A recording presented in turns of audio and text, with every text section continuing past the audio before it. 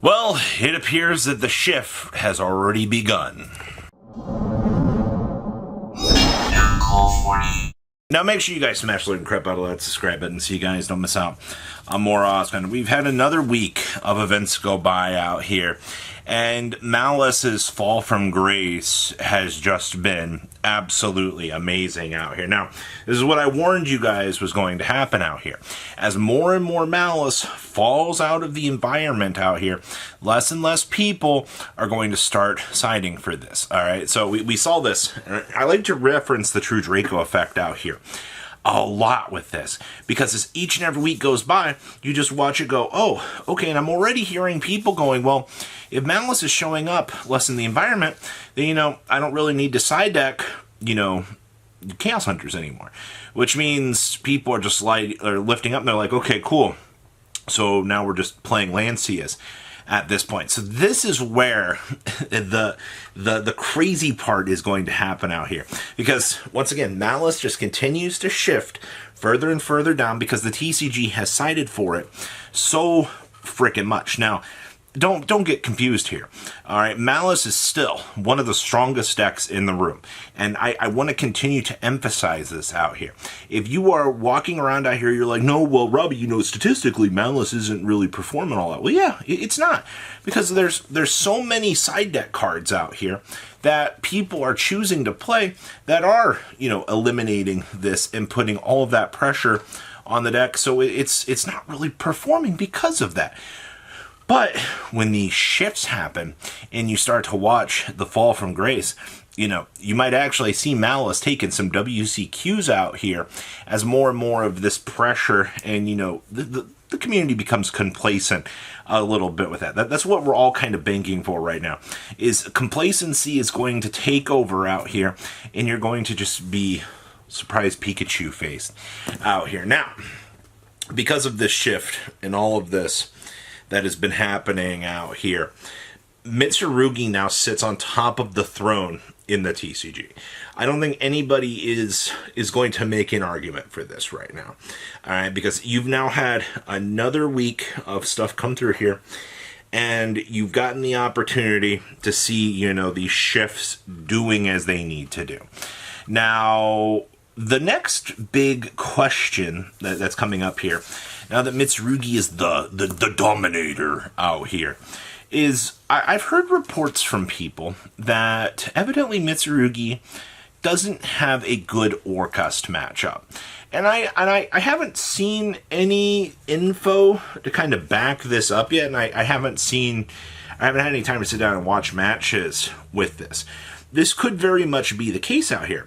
Orcust could be the counterbalancer kind of coming forward out here as you're kind of looking at this tipping scale out here with this. Now, the next question comes down to is, how many people are fundamentally going to bring Orcust to the table out here? Because the problem with Orcust is if you Lancia them, they ain't playing the game on their turn, that's for sure. I mean, yeah, they can play the game during your turn at a point that you can't Lancia them. And, Chaos Hunter still exists too. So this is kind of my argument right now.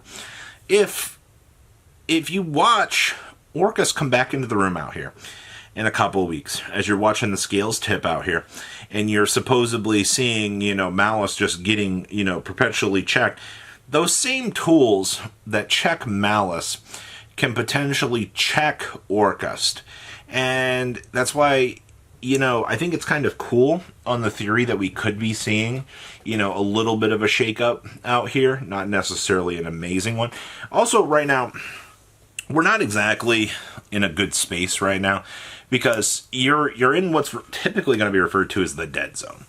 And this kind of stinks because I'm not happy with where the game is right now, but, you've got a very clear roadmap out here where things are going to go. You have battles reveals, which should be happening in probably 12 to, 16 days, something like. It's in the next 2 weeks span out here. Once battles touches down, you will see, a little bit of a shakeup out here, at least, with all 7 of those decks hitting the meta. Granted, I don't think Drax will make a splash out here, but it's going to change things enough that the way that things are right now, it's just Mitsurugi right now has just... first of all, I'm proud that the TCG designed such a gosh darn good exclusive archetype. I'm happy about that. I'm happy that, you know, they still have it in their bones that they can design a good archetype, because, you know, basically them making this is their way of going, hey, OCG, you know, when you guys get this in the deck build pack later this year, you know, OCG is going to be ecstatic to see this, because they're going to be like, holy crap, you know, like Mitsurugi's tearing through the TCG right now. And they're going to be like, oh, hey, you know, we can play this. Now, granted, they're not going to have this until post all of the craziness that has been Draco Tail Yummy and all that. So it feels like our meta is further ahead than where it perpetually should be right now, at least with Mitsurugi running around. Because, you know, Rizal is dead in its pure incarnation, basically. You know, you had to incorporate it into Mitsurugi, Rizal, or you're playing Mitsurugi Fiendsmith, or you're playing Mitsurugi Odotic, or you're playing pure Mitsurugi. Did I get every single variant there that's relevant? Because to see an actual splashable archetype out here based on this, I think that's the coolest thing of all. And you know what? I'm going to keep saying this. Good job, Konami. I'm glad that you printed a TCG exclusive archetype and you allowed, you know, this shift in power. Now, this all being said out here, I think for the next couple weeks, things are going to be very stagnant in the TCG. I would say, yes, Maliss is going to continue to be on a decline until you reach that point where people stop side decking for it. All right. The current toolbox of options to handle Mitsurugi just doesn't exist. I think Mitsurugi domination is probably going to continue to go. We'll see if Orcust makes any real change in the meta.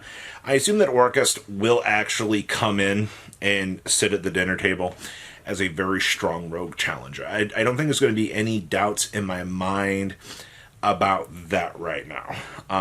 And honestly, it's going to kind of depend on how the rest of battles is supposed to turn over with what we've been given out here. Yeah, the current format is really freaking weird, man. I went back to playing Runic right now because there's less Maliss players running around. My logic with playing Runic was, if I don't have to worry about Maliss and I can just grind through the meta, then, you know, I should fundamentally be okay. The only thing I have to really worry about is Detonator, and let's be honest here, you know, you've got things like Ultimate Slayers and things like that to side in.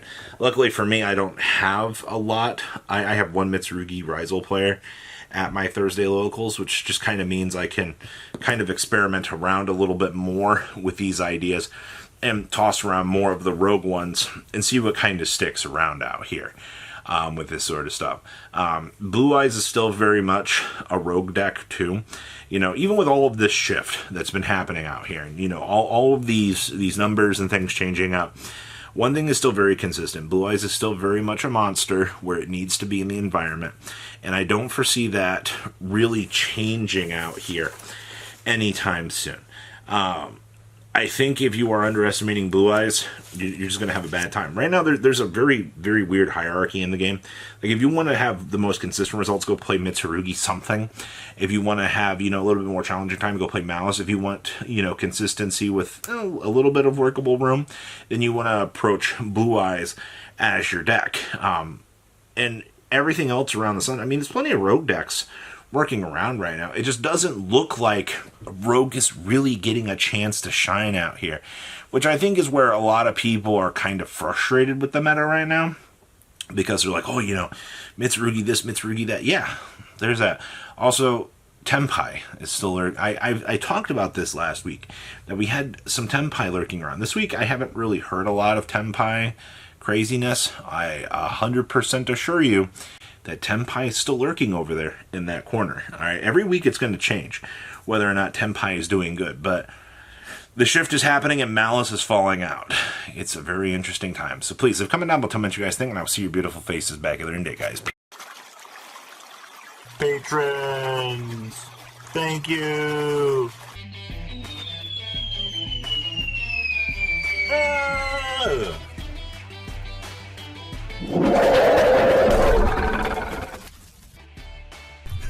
you so much for watching. Check out these other videos.